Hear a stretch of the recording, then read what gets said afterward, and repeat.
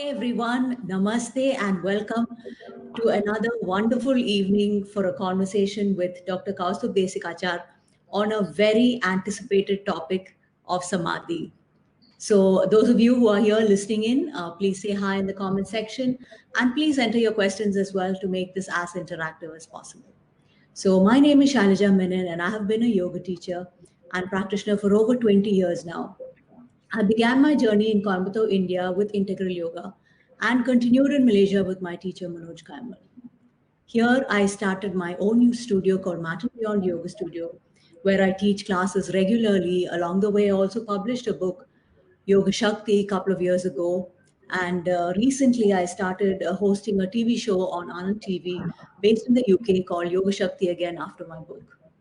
So, as you can see, my life is pretty much about yoga.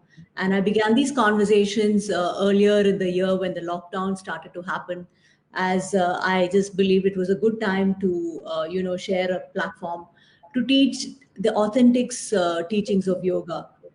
And in this age of intense physical focus, the authentic teachings tend to get diluted.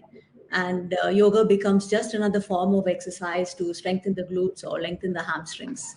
So I would just like to add that all our conversations are available on our YouTube channels, both Dr. Kaustubh as well as I have YouTube channels where these conversations will be viewed later and shared as well.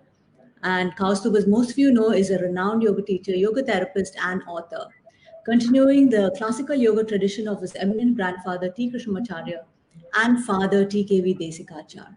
Kaustubh's grandfather T. Krishnamacharya is considered the father of modern yoga, and the revival of modern day yoga is to a large extent attributed to him and his legendary students, who include Guruji B.K. Iyengar, Guruji Patabi Joyce, and Kaustubh's own father, Guruji T.K.V. Desikachar. So Kaustubh began studying yoga when he was only 9 years old under his father, and he began teaching by the time he was 13. He has a dual master's degree from the renowned Birla Institute of Technology and Sciences and a doctorate from the University of Madras. So Kaustubh conducts teacher training and therapist training programs around the globe, traveling 8 months of the year to Europe, China, and other parts of the world. I guess this was in pre-COVID times. And he has also authored several books. And to name a few, Hatha Yoga Pradipika, To Serve with Love, a tribute to T.K.V. Desikachar, The Yoga of the Yogi, The Legacy of T. Krishnamacharya, and his most recent one, Truth Unclouded, The Yoga Sutras of Patanjali. His objectives include the sharing of authentic teachings of yoga to the modern era and to build bridges between different healing modalities to promote physical, emotional, social, and spiritual health. So we're all very, very honored to have Kaustubh with us this evening to share his light on the teachings. So to get it started, we'll just begin with a prayer. Namaste everybody and Namaste Shailaja. Today I'll recite a few verses from one of the very classical yoga texts that is called Yoga Taravali by Adi Shankaracharya. I'll recite a few verses because some of the topics that we may discuss, I will share some references from here. Vande Gurunam Charanarvinde Sandarshita Swatma Sukavabodhe Janasya Ye Jangalikayamane Samsarahala Moha Shantye Sada Shivoktani Sapada Laksham लयावधानानि वसन्ति लोके नादानुसन्धानसमाधिमेकम् मन्यामहे मान्यतमं लयानाम् सरे च पूरैरनिलस्य कुम्भैः सर्वासु नाडीषु विशोधितासु अनाहताख्यो बहुबे प्रकारैः अन्तः प्रवर्तेत सदा निनादः नादानुसन्धान नमोऽस्तु तुभ्यं वाम साधनं तत्त्वपदस्य जाने भवत्प्रसादात् पवनेन साकं विलीयते विष्णुपदे मनो मे जालन्धोरोड्यानमूलबन्धान् जल्पन्ति कण्ठोदरपायुमूलात् बन्धत्रयेऽस्मिन् परिचीयमाने बन्धः कुतो दारुणकालपाशात् ओड्यानजालन्धरमूलबन्धैः उन्निद्रतायामुर उन्निद्रितायामुरगाङ्गनायाम् प्रत्यङ्मुखत्वात् पविशन् सुषुम्नाम् गमागमौ मुच्छति गन्धवाहः उत्पत्तिधारा हुताशनोल्कैः आकुञ्चनैश्वपानवायोः सन्तापिताच्छन्द्रमस पतन्ते योषधारां पिबतीह धन्यः विपाकजातां विवर्जिताम्रे च पूरकाभ्यां विशोषयन्तीं विषयप्रवाहं विद्यां भजे केवलकुम्भरूपाम् ॐ श्री गुरुभ्यो नमः हरिः ॐ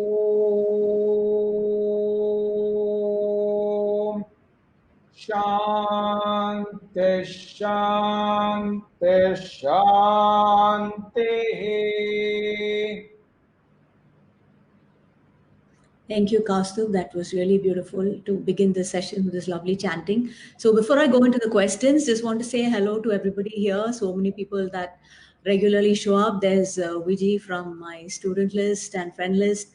And there's also Katya, who always also has conversations with Kaustubh. So hi, Katya. Nice to see you here. And there's my aunt who are regulars here, Kutimai and Cheryama.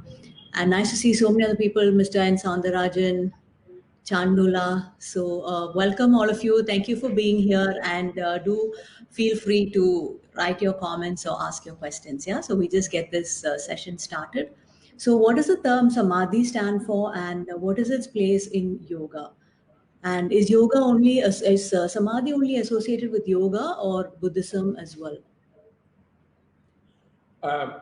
Okay, I will go reverse order because I am not really in a position to comment whether samadhi is position in Buddhism and other traditions, because I am in no way an expert in those traditions. But you did, sorry to interrupt you, but you did use the word nirvana, right? Isn't that associated with Nirvana is Buddhism? a Sanskrit word, actually. Okay. So it's not exclusive to Buddhism. Nirvana is a Okay. Sanskrit word. So, and nirvana is not samadhi. That's also another clarification. So samadhi is definitely has a very important place in the yoga philosophy. And the word actually is a very fascinating word. There are many etymological derivations we can have. Samyak adhiyate iti samadhi. It's almost like a very in a very intimate manner we are shining with clarity or shining with light. It's a very simple way to say it, but let me explain it through a metaphor, or let me explain it through a very interesting manner of Sanskrit language as well. So the word adhi or adhi, however you take adhi, for example, you take it. The word adhi means that light that is in our heart, that is basically the how to say, the light of the Paramatma, the divine, the light of the Paramatma or the divine. And this light, when we are disconnected from it, when we are disconnected from it, that state is called V plus Adhi, which becomes Vyadhi or disease. It becomes disease. However, when we are intensely connected with that, that becomes Sama plus Adhi, Samadhi, very intimately connected with that. So this is very, very important to understand that the concept of yoga is to turn us from vyadhi to samadhi, a state of disconnection to a state of very deep and intimate connection. So the question may come, well, this is where I'm so sorry to say that sometimes there may be some kind of confusing ideas uh, for those who are kind of following this kind of Advaita philosophy and things like that, because in order for there to be a connection, there has to be two things that need to be existing. You cannot connect one to oneself. It's kind of like a strange situation. So there needs to be two things. What are these two things? And that is where yoga, Vedanta, etc. are very clear about this.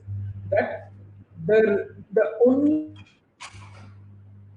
connection is the Paramatma, which is inside our heart. So that's why I chose this text called the Yoga Taravali to chant, which is basically saying that ultimately the Samadhi should be with the Paramatma. Samadhi is a state where the Jivatma is turning inward towards Paramatma. It's a very simple, as I said, Vyadhi one end, Samadhi another end. So Vyadhi is when our consciousness is turned outside towards mind, body, senses, sensual objects. Samadhi is turning the mind inward towards that Paramatma that is residing inside our heart.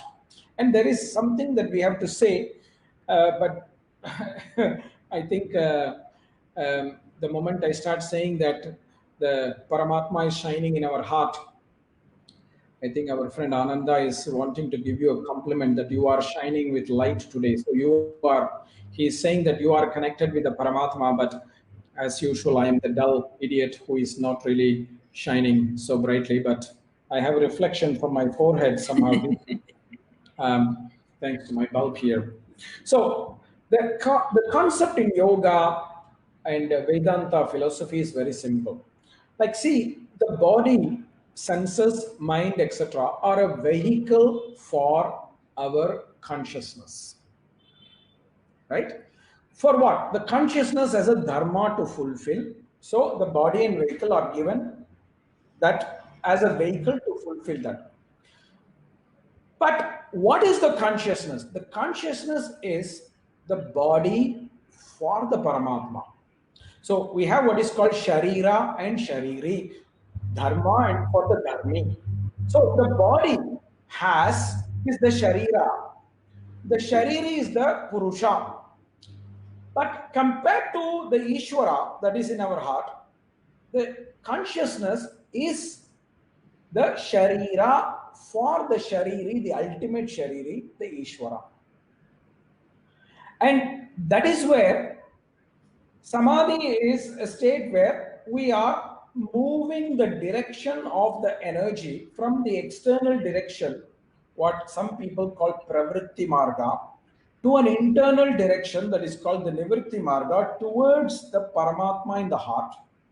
And acharyas like Krishnamacharya as well as Ramanuja, Vedanta Deshika have all said that the only focus worthy of being meditated upon or to engage in samadhi with is Ishvara, nothing else. And there are reasons for that. So, in a certain way, samadhi is an inward turning of the mind to come to a state of quietness where everything else disappears. And that's why Patanjali is so smart. He defines samadhi as Swarupa Shunyam Iva Samadhi. You feel as if you don't exist. Swarupa Shunyam Iva. You don't exist. And there are two layers of meanings for that. One layer of meaning is that your ego doesn't exist. It's when you say, I am in samadhi, basically you're a bluffer. You are just lying because the I don't exist in samadhi. You will not have the awareness of the I-ness. The ego is not there. That's one definition. The other deeper meaning is even the Purusha forgets its own nature because it's so happy in the presence of the divine that it does not exist, only the divine exists. Sometimes you have this when you are in certain very special presence of very special energies or special people, where the moment you are with them, you forget about yourself. Now, happens in a human level, but it can also happen in the divine level. It has happened to me one time. I've shared this story with some of my students in my online classes, but it can happen. So, samadhi is an inward turning of the mind, and there is a certain clarification that I have to explain because, on the one hand, samadhi is a siddhi, an achievement for the beginner practitioner. However, for the person who has achieved samadhi, samadhi is a tool for liberation. Nirvana used in Buddhism and certain yogic texts or context, but it also is the other words used are kaivalyam, moksha, etc., mukti. All this samadhi is a means or a tool. That's why Swami Vedanta Deshika in the Nyasa Vimshati says mukti upayaha. Samadhi is a tool for liberation. But for beginners like us, many of us, where our mind is so going outward, samadhi is an achievement. It does not, you cannot do samadhi. Samadhi happens. Samadhi happens. So if somebody is saying, I am doing samadhi from 4 o'clock to 5 o'clock, they are basically bluffing. They don't know what the hell they're talking about. They're probably imagining from 4 o'clock to 5 o'clock that they're in samadhi, because samadhi will not, you can't do it. That's why in the Yoga Sutra, Dharana, Dhyanam, Samadhi are presented in the third chapter, the chapter of achievements, not in the second chapter, the chapter of practice. So this is a brief introduction to your topic, your first question. I hope I have answered that question. Let us see if you have further questions. So I just want to say hello to. Very happy to see Dr. Ananda here because I think most of you know his mother is not well, and just want to tell him that we are all sending our prayers and our thoughts with Ammaji, and we hope she recovers soon. And thank you for being here at this time and sharing this space with us. I also want to say hello to so many other people, my good friend Anamika, and there's Mr. Kunjmohan Das uncle and Ignatius uncle. So, thank you for being here and sharing this time and this knowledge. So many questions about samadhi, yeah, right? Though, in the Ashtanga Yoga, which even I keep talking about, right? Yogas about samadhi. I really started yoga just because I was fascinated with the mind, breath, and body, how they're all interconnected, and how you can use your body and your breath to get your mind into a good space. And my life and my yoga practice really has been about that. So samadhi is a very gray area even for me, and though I've been practicing for so many years, so I'm going to ask you really really basic questions. So but I've always been fascinated by it, and I'm glad to have the opportunity to ask you these questions. No, Kaustav, I'm not going to let you talk. Okay, so I'm just going to ask you. So is this like one big, because like samadhi is like even in Ashtanga Yoga, the last step is samadhi. So this is like this one big huge event, or is it like it happens in a series? And there's also talk about if you go on YouTube, there's this huge amount of stuff on people who believe they've achieved samadhi and instant nirvana and all of that, which is really our topic for today. So what is it? Does it just happen, or does it happen over a series? So, before you go to that topic, I want to say because you mentioned something about that samadhi is a gray area. It's very I mean, I just fascinating. said for me, Yeah, I'm yeah, not yeah. talking about everybody else. I just said I've never really delved into it too much because it was always like, that's not going to happen in this lifetime. So, I No, no, never no, really no. I'm worried not even about it. talking about samadhi now about this, but the concept of gray area. You know why it's called gray area? Because everyone wants to understand through this that is called the gray matter. And that's why you need to switch this off to go further down to have clarity. Clarity cannot come here from here. Clarity comes from the heart. This is very important. And that's why I purposely use the word heart in the beginning because samyak adhiyate, the light is in the heart. The light is not here. See, this shining light that Ananda is referring to is coming from a bulb. Actually, there's nothing there in my head. I can assure you that I've tried, I've checked many times. There's not much there. So that's the first part, what I wanted to say. But the other part that you asked about the question about samadhi, whether it's necessary and all that is, if you look at the Yoga Sutra of Patanjali, the first chapter is called Samadhi Pada. And the reason why it is presented there is because, of course, it's a very important topic. It is absolutely essential for us to experience samadhi if we want to achieve liberation or kaivalya. That's why the goal of the first chapter is to present us that tool that we can use to help reach nirvana. Without samadhi, that nirvana is going to be possible. And the answer to whether this is something instantly happening or not, now Patanjali is saying that for certain people who are gifted by birth, he calls them Bhava Pratyaya. Acharya, like Shankaracharya, is calling them Sahaja. Sahaja means those who are born with certain abilities. Bhava Pratyaya is the word that Patanjali is using. Maybe for some people, because of what they have done in the past lives or what their ancestors have done in their past lives, they are closer to Samadhi. So if you take the time within our lifetime, it seems that it is instantaneous for them, but actually if you take the accumulated time of what the people have done previously or what previous lives have done for them, it's a long time. Samadhi is, there is no shortcut for samadhi.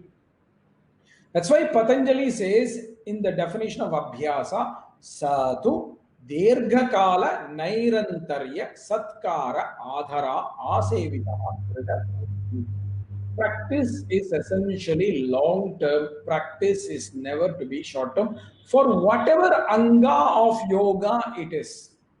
For whatever anga of yoga it is, practice cannot be short term. There are certain extraordinary people who may have such kind of things by birth.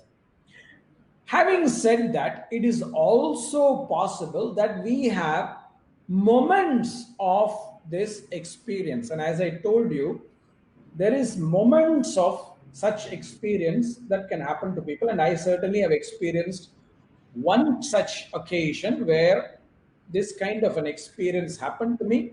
And it felt at that moment for me, when I come out of it, that it was a long time. But the person who was with me, she told me that it was only 15 seconds because this happened in a very special temple. And it was kind of like this short term experience. But while I was in that, for me, it felt like an eternity. Time stopped, space did not exist. So it felt long, but it happened one time. But I cannot be desperate and happen. And just because you have achieved that 10 seconds of samadhi, that does not mean you are liberated or enlightened. That is the biggest blunder because samadhi is one state towards enlightenment.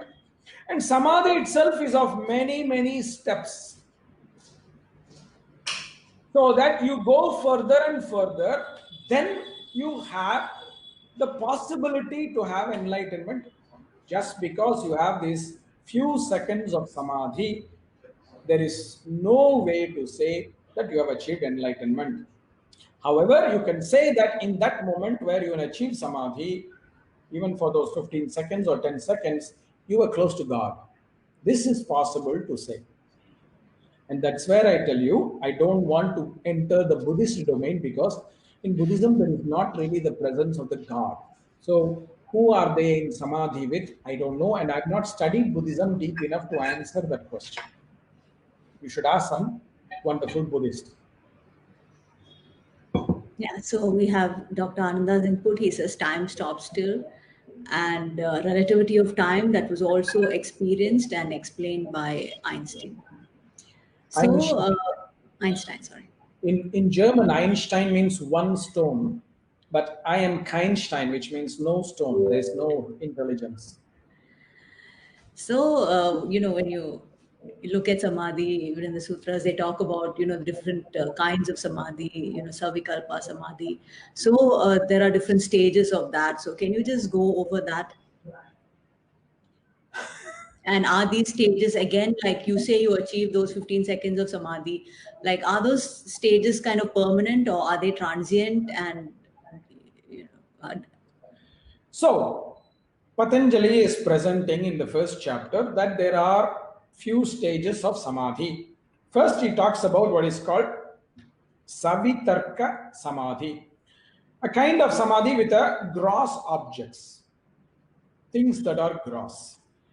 But even there is some interference of memory or past experience or imagination. Very often we function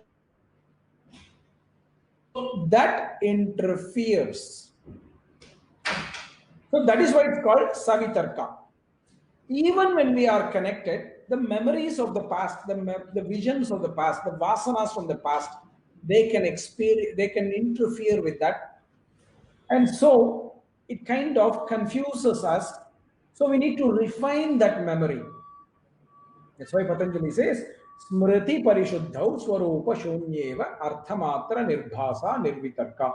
Smriti, not Smriti only, but also samskaras, the patterns of how we are used to perceiving, how we are used to connecting. We are used to connecting things in a certain way.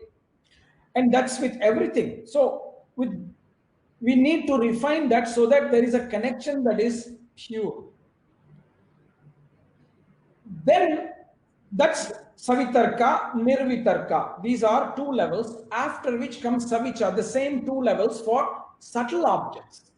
We can go more inward into our body, our mind structure, try to connect with concepts and things like that.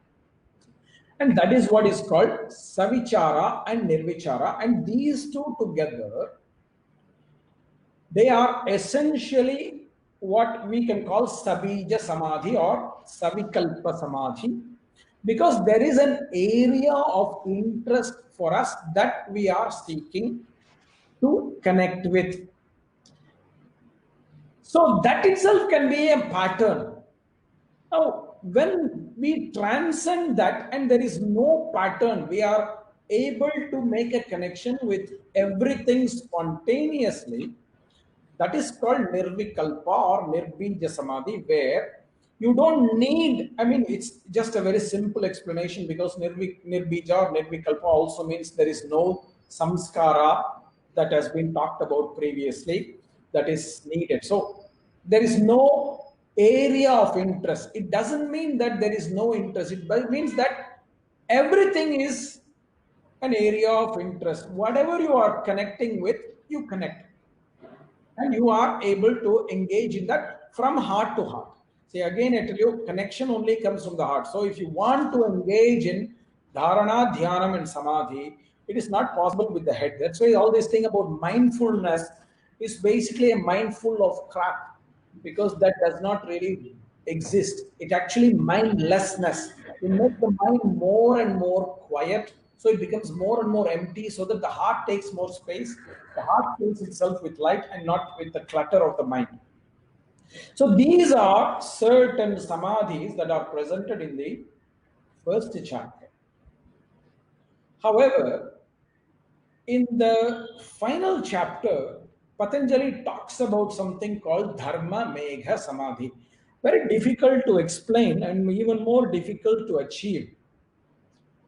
What Patanjali says is at a very, very advanced level, when we have cleansed our body, our mind, our senses of the karmas, the influence of our karma vasanas, they become very clean and they become like a mirror and they just reflect the true nature of Purusha. Chitehe apratisankramayaha tad akara apattau swabuddhi samvedanam. The chit realizes its own nature. Now, that's a knowledge, right? That knowledge is called prasankhyanam, a very, very superior knowledge. It's not information knowledge, it's something that is very, very superior. Now, what's normal thing to do with the knowledge? You always want to do something with it. See, I know there's a new restaurant that is open. I want to go and try it. I know there is a new camera shop open. I want to go check it out. I know there's a new scientific research paper that Ananda has published. I want to go read it. So any information, any knowledge you get, whatever be that knowledge, you want to do something with it, right? Whatever that is. It's information, it's wisdom, it's whatever. So the same can happen when you have prasankyana, you have the knowledge of the self. There's a temptation, oh my God, I know myself. So you want to do something with it. The moment you have that desire, that's the klesha raga that comes in. And you fall again. So what Patanjali says, prasankyane api, even that highest knowledge, you have no need for it. You are just not bothered by it. Because you know, you just exist there. You don't want to do something with it. It's of no use to you, basically because you have kind of understood and done all that before, been there, done that.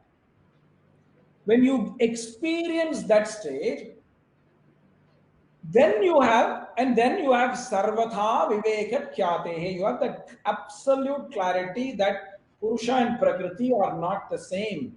And you don't do anything about it. You're just saying, okay, Prakriti, you do your, I mean, I know who you are, but don't mess with me. Such a state is called Dharma Megha Samadhi. The Samadhi, the state where we are clouded by virtue. See, normally we are clouded by our kleshas, raga, dvesha, vinivesha, as well as the gunas. We are clouded by all this. But we need to go to that prasankyana state and then let go of that, even because we just realize, oh, I am self different from the Purusha. But then at that moment we have to realize, but we are subservient to the Paramatma. We are the body of the Paramatma. So you only have to follow that, not worry about anything else. So letting go of even that kind of highest wisdom and having no use for that, that state is called Dharma Megha Samadhi. And that is what is the tool for Kaivalyam, not the previous Samadhis, not Savitarka, Savichara, or Nirvitarka, Nirvichara, etc. None of these four are the tools for liberation. Dharma Megha Samadhi is the only tool for liberation. Because by that time we have overcome the cracks. Because Patanjali says, even as we are going more and more advanced, some of our old behavior can sneak through the patterns. Tat chidreshu pratyayantarani samskarebhyaha. Small cracks appear in our mind, in our buddhi, etc., through which all the kleshas can sneak in, and then we collapse. To prevent this, we have to start again and work with the kleshas like we have talked about it. Then slowly we try, come back to the same place again, but we do something different. I think if you see the movie Edge of Tomorrow, this is what happens. The Tom Cruise movie. He dies each day, comes back, and he has to learn something, go back to the war, die and come back, learn, only then he defeats the enemy. It's kind of like that. We keep falling, falling, falling. Each time we learn something, and then finally we say, okay, you know what? We have to let go. Akusi dasya. No interest even in the highest wisdom. There is no search. You just exist. That's why it's called nevritti. No movement. Okay, so all this is going to take a while to digest. I'm sure people are going to listen a couple of times to this video to get a grip on this. But thank you for sharing all this information. I just looked at the questions. So there's N. Soundarajan who has a question here. He asks, is deep sleep closer to samadhi? Namaskaram, Tambi. My God, this is a very interesting question. I don't know how to exactly answer it in a very simple way, but I'll try. Now, sleep is not just an absence of activity. Actually, sleep is a state where consciousness withdraws itself from the body and the senses. We are talking about deep sleep. So, in a certain way, in one of the Upanishads, it says that the consciousness withdraws itself so that it can stay with the Paramatma, so that it can get charged, so that body, mind, and senses can function the next day for its duties. So, in a certain way, samadhi and deep sleep are similar because in both states we are going closer to the divine. We are staying close to the divine. So if you sleep, you are still close to the divine. In your samadhi, or close to the divine.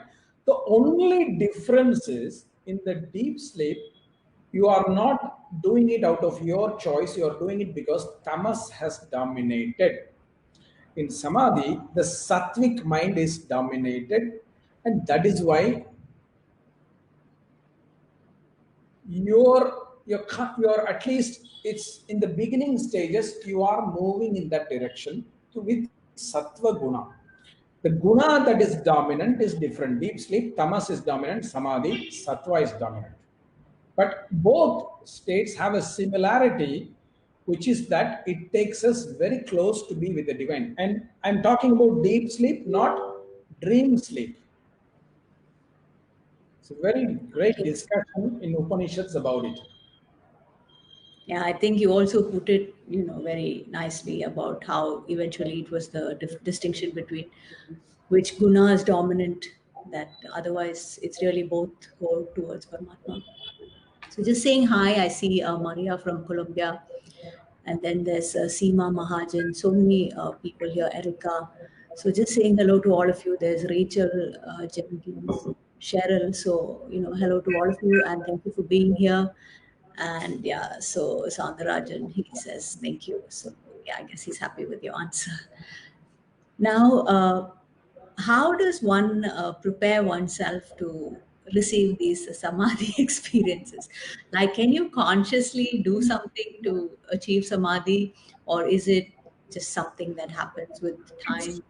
It's a very Does it beautiful. spontaneously? Wait, Kaustubh, just one more question. So, does it spontaneously happen, or I'm just asking that because you always hear about Ramana Maharshi, right? Who I think he saw a flight of birds and then he achieved samadhi. So, just wondering what can one do to prepare? Okay, go. So you talked about this great man called Ramana Maharishi. He is a Bhava he is a Sahaja.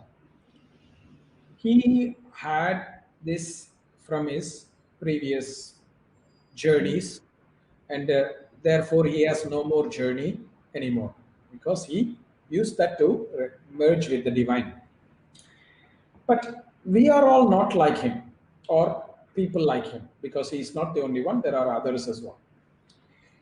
And samadhi definitely has prerequisites. That's why Patanjali is presenting the Bahiranga sadhana, the external practices that are a preparation for the internal practices, Antaranga sadhana, which is dharana, dhyanam, and samadhi.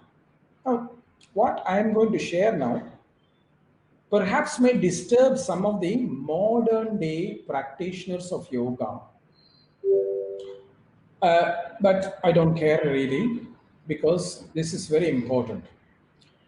Samadhi can only occur when the instrument that we have been given, that this body, is free of toxic karma. That's why Patanjali says, Yoganga Ashuddhikshaye. The first word is Ashuddhikshaye. The toxins in the body, mind, senses, etc., they have to be removed. So that's why Yama, Niyama, Asana, Pranayama, and Pratyahara are very important prerequisites for us to prepare for the Samadhi experience. And I'll tell you for two reasons. The first reason is without that, maybe it's not really possible. We are going further and further away. That's why we need to eat proper diet, which basically means we need to eat very healthy and food that is charged with energy, not food that will take away energy.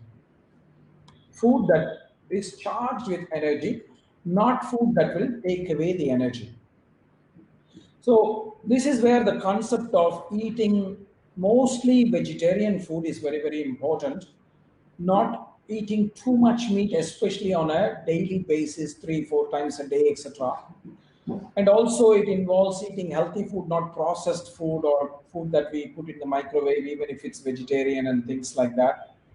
This is where attitudes like Maitri, Karuna, Mudita, Upeksha are so important. Attitudes like Ahimsa, Satyam, Asteyam, etc. are so important. And it's very strange because many people, even in the field of yoga, do not follow these principles, including Ahimsa, Satyam, etc. And that is why we are not well prepared. And apart from that, we need to practice asana every day, not as a physical practice, but as a practice to remove toxins in the body. Toxins is not physical toxins only, but also energetic toxins, etc. The same with pranayama, and in almost all the texts, classical texts, and it's also my experience, without pranayama, we are never going to be ready for something like samadhi. And of course, we need pratyahara, the discipline of the senses, because there's always temptation that will pull us outside, whereas samadhi is a journey inside. I struggle with it every day because, as I was explaining to you in the backstage pre live show, my house is a corner house, and I have one neighbor only. In the morning, I am practicing in my terrace every day, and it's usually the time when she is waking up and she is doing the breakfast for her children. And when I do inhale, I smell the sambar and my mind goes to sambar. You know, one day sambar, one day masala dosa, one day something else. So the senses are pulling us outside no matter how much I try. So that's why pratyahara is also, all these are preparation. And the reason for this is because, my dear friends, when we experience samadhi, that deep connection, it's like opening a portal from us to the divine, which means the universal consciousness. That means we are opening certain doors in us which are making us very vulnerable. So when we open that, something from that consciousness plane, from whoever, can enter us and it can wake up our toxins, our demons. And that's why we need to clean the toxins first so that we are moving closer and closer to samadhi. Otherwise, we will be in danger. That's why if you read many stories, there are stories of the rishis, there are stories of great yogis, etc., who battle with their own inner demons. And we have seen this even in the Bible with Jesus, where he goes into the desert to fight the demons. He's not fighting external demons, he's fighting the internal demons that each of us have.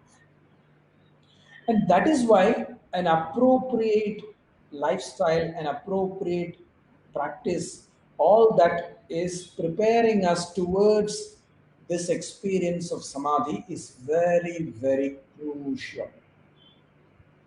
Because if we don't do that, not only will we not be near samadhi, but perhaps even if we are having that instant connection for a second, it can open inside of us certain doors that can welcome certain energetic experiences that we are not necessarily prepared for or we don't even deserve. And then suddenly we become agitated. That's why sometimes the rishis are also going into the forest, into the caves, into the mountains where there were less and less people, because then these things will disturb you less. So this is what I would say as certain things that we can do as preparation. I don't know if this is helpful. Maybe some people are agitated because many yogis think nowadays they can do whatever they want, but just practice some asana. It's not working like that. No, this was really my next question as well. How do all these yamas, niyamas, all of it fit in?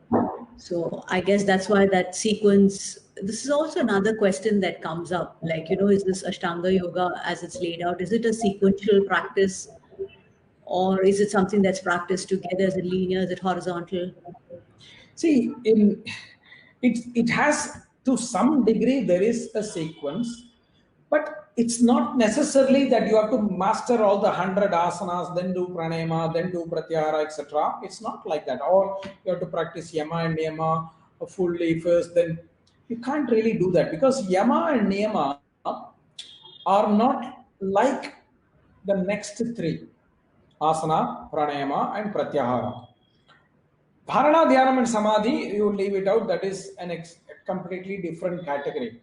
But even in the external practices, Yama and Niyama is got a special place because these are attitudes that we have to live by 24 hours a day. You can't say, like, I practice Yama and Niyama from 8 to 9 in the morning, like we can say about asana. Every day in the morning, I do my asana practice from 4:30 to 5:30. It usually takes approximately an hour. But I cannot say I'm going to do ahimsa from 4:30, etc. I cannot put this. It has to be part of our daily life. It is possible for daily. It is very, very important for us to practice in our daily life. So we have some questions about. Kasturi asks, is Samadhi possible? I guess in normal family, people, I guess people who live in normal family situations, or is it only for saints? And also, Sangarajan has asked another question: how could a regular family member, establish a place for yoga, as described by Swami Swatmanama for Yoga Mata, or is it not required? I don't know. He's talking about the place, Alpadwaram. Means Swatmarama describes a place. Let's not go into that for a moment now. But there is a kind of commonality between the two questions. Samadhi is not kind of an exclusive club only for some people. For every person, Samadhi is possible because yoga is a universal discipline. Having said that, it is for everybody who is willing to practice the prescribed disciplines and who is able to do it with faith. Yoga is not for some people only, but it is not for everybody who drinks alcohol, smokes 20,000 cigarettes per day, does drugs, and then does some asanas. It's not like that. Yoga is for this samadhi experience is possible for householders. You see, Swami Deshika was a householder, my grandfather was a householder, many people in the traditions. I'm sure Swatmarama was also a householder. Many people in the tradition. Shiva is a householder. He has Parvati as his wife. So, samadhi is possible for a family person or a non family person. That is not the matter. We need to find ways where we have to put in certain disciplines, not so rigorously that it creates stress. That is the problem with some people today who become very obsessive. They will say, oh, nobody in the family should eat meat, nobody should do this. That is their choice, not your choice.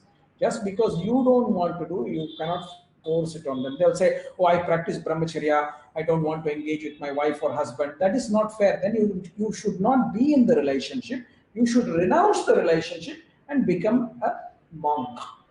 You cannot be in a relationship and put that rule to somebody else. That is not fair. It is not dharmic. So certain prescribed discipline should not be like extreme, because doing it extreme also is an obstacle, as Swatmarama says in the Hatha Yoga Pradipika. If you do certain rules as rules without any flexibility, that is a problem. At the same time, you cannot have no rules at all. Some discipline is needed. And going back to the second part of the question that Soundarajan is asking, we need to create a sacred place, sacred space and time for us to practice. Now, I am not so luxurious like many people in the world have a yoga room in their house. For me, the yoga room is where I practice yoga. Sometimes it could be my bedroom, sometimes it could be my living room. It depends on who is sharing my house. If I have some guests, then I have to do it in one place. I can do it in my living room. But then if there are some guests in my house, I may have to do it in my bedroom. But what I do is I bring that sanctity of space and time to that practice. I lay out the mat. So maybe if you want to light a lamp or an incense, I don't do that. I do that chanting. I do a mantra where it says a cleansing mantra that says, now this space and time is for practice. All the toxins that were there before, please remove so I can practice. So bring a sense of sanctity to the place and the time where you are practicing. That is the best we can do in our householder capacity.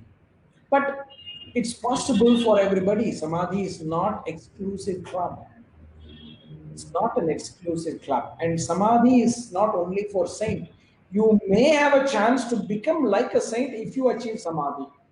But it's not only for a saint. And you can still be a saint but not be in Samadhi always.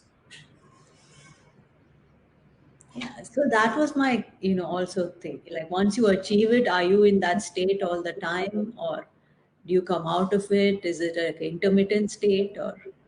See, again, as I said to you, there is two kinds of people, Bhava Pritya as well as Shraddha Prityaya.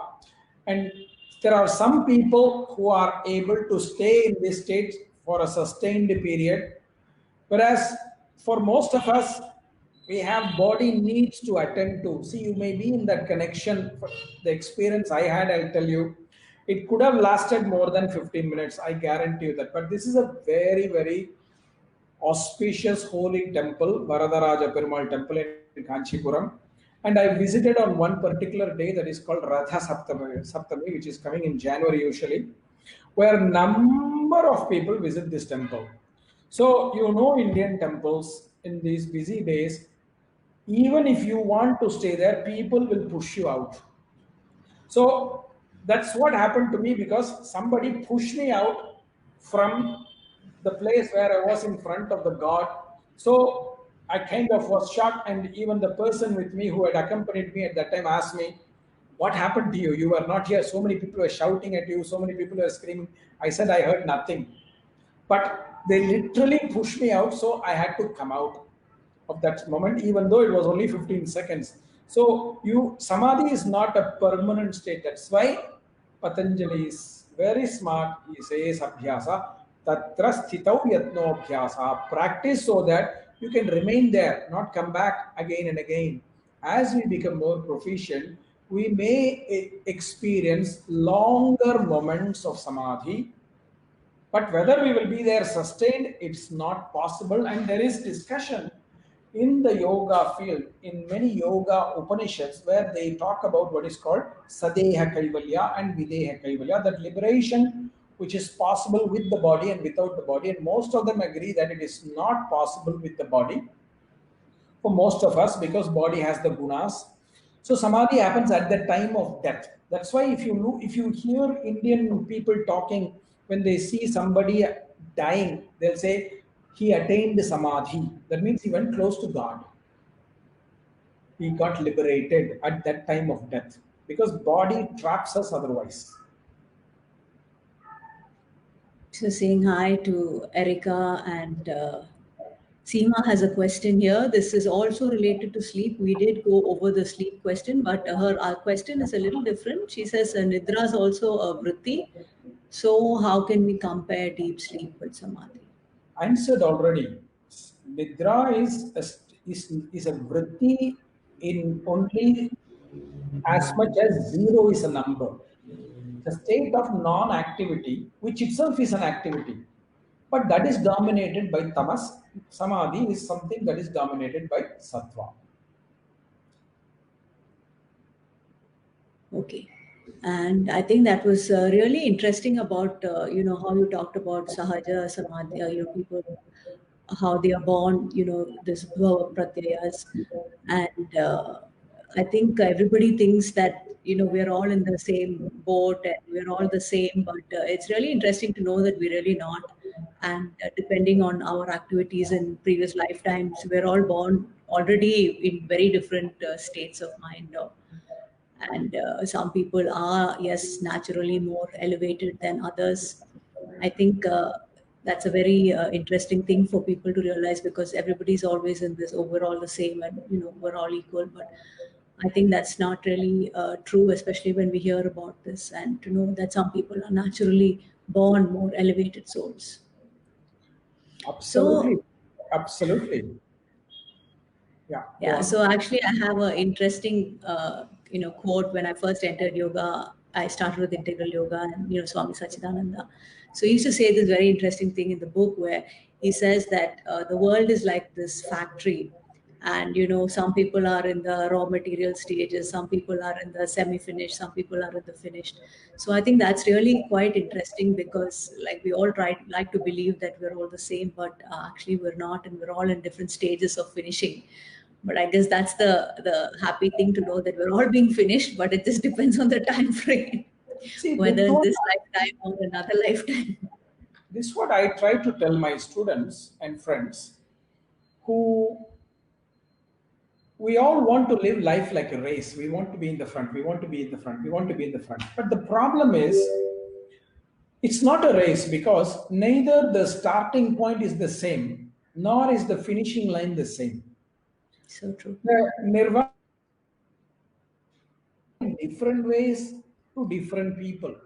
It doesn't have to happen the same way to everybody. And the starting points are also not the same. So it's actually not a race. And that's what I sometimes find it very sad in yoga classes, where people are always comparing with each other who is doing the better asana, who is advancing more quicker, who is body is more flexible. And sometimes this is like a joke because we are not in a race with anybody, So true. including ourselves. So true. We are on a journey, we are not in a race. I think just hearing that takes the stress off, because there's so much stress just thinking that we're in a race and you have to beat everybody else. I think that survival instinct just kicks in, and we live our whole lives in that survival mode. So it's so important to realize that we all have our own time and process of evolution, and we just stick with And the path, and really it's not our about comparing. our battles are also different. We don't have the same battles. Somebody may have one klesha more dominant than the other klesha. So what we are fighting is not the same. Somebody may have one kind of trauma, somebody else may have another kind of trauma. It's not the same. So even the fights we are having within ourselves is not the same. So So that's true. why we need to remember that we are in a journey, we are not in a race. That's so true. That's such a big takeaway from here. And that just eases the stress out of our lives as well, when we stop comparing with other people. And I agree with Chandula here. I just said the similar thing, that, we have to listen to this over and over to digest everything. And Maria there has a question, and she asks, is it possible to induce the samadhi state through mantra? Of course, mantra is one of the most important tools in yoga, and I keep saying again and again, asana, pranayama, pratyahara without mantra is not asana, pranayama, or pratyahara. So, mantra is kind of irreplaceable. Even in the Hatha Yoga Pradipika, they talk about Nada Anusandhanam. In most of the texts in the past, they assumed mantra because it was understood in those days. It was understood in those days. Today we are practicing yoga without mantras. That is why, rather than becoming more quiet into the state of samadhi, we are jumping up and down like monkeys. Like monkeys jump from one tree to the other. We are jumping from one asana to the other, one yoga studio to the other, one yoga teacher to the other, etc. We are basically monkeys, and because we are doing all this without the very pristine power of mantra. That's why Samantraka Yoga is the only way towards Samadhi. And my grandfather makes it absolutely clear in his commentary on the Yoga Sutra that yoga without mantra is not really yoga at all. Especially, you cannot achieve all the deep states by saying, okay, I will just do asana for 10 years. You look at all the stories we have in Indian tradition.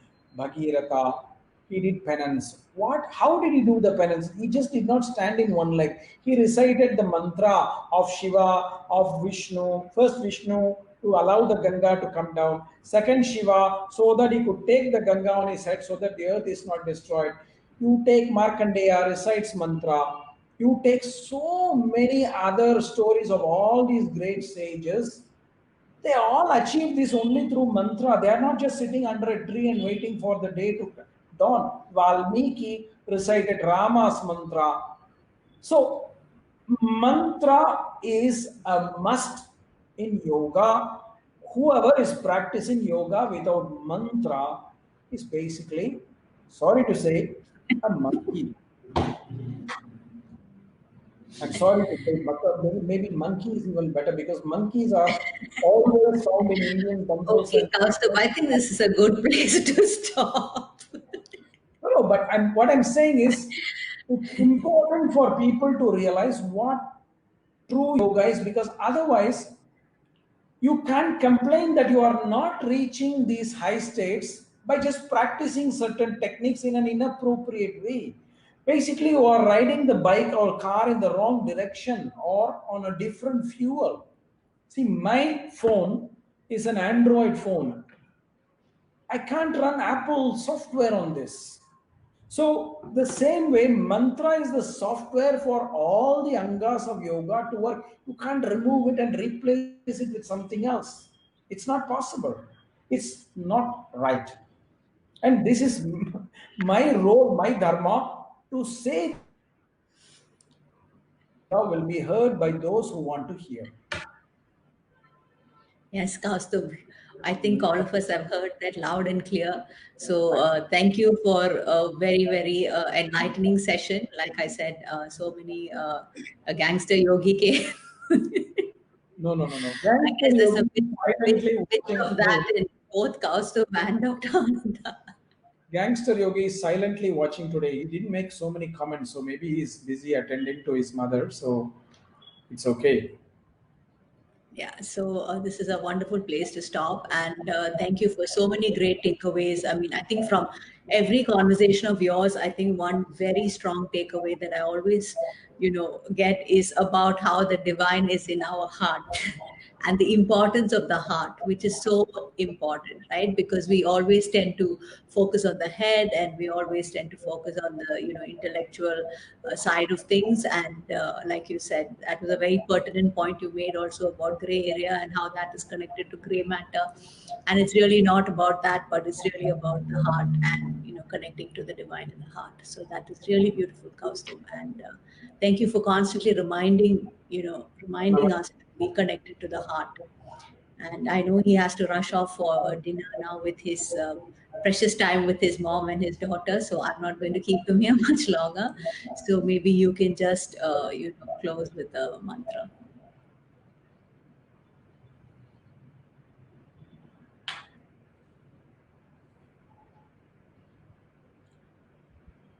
Om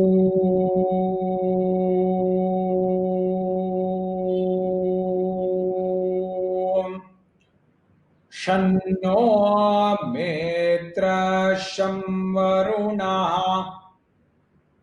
शन्नो भवत्वर्यमा शन्न इन्द्रो बृहस्पतिः शन्नो विष्णुरुक्रमः नमो ब्रह्मणे नमस्ते वायो त्वमेव प्रत्यक्षं ब्रह्मासि त्वामेव प्रत्यक्षं ब्रह्म वदिष्यामि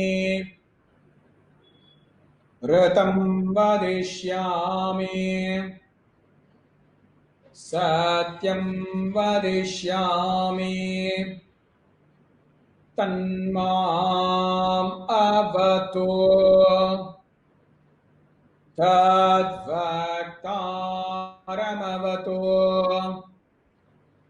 अवतु माम् अवतु भक्तारम् ॐ शान्ति शान्ति शान्तिः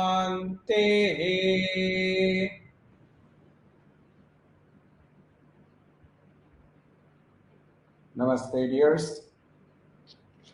Thank you, listeners. Thank you, all of you, for being here, for your comments, and for supporting us through this conversation yet again. And yeah, there's Shanti there. Hey, Shanti. So thank you all once again. And I think I'm going to leave with this about how Samadhi is really connecting to the Paramatma and the heart. So all of you just stay connected to the heart. Namaste. Hey, friends, take care.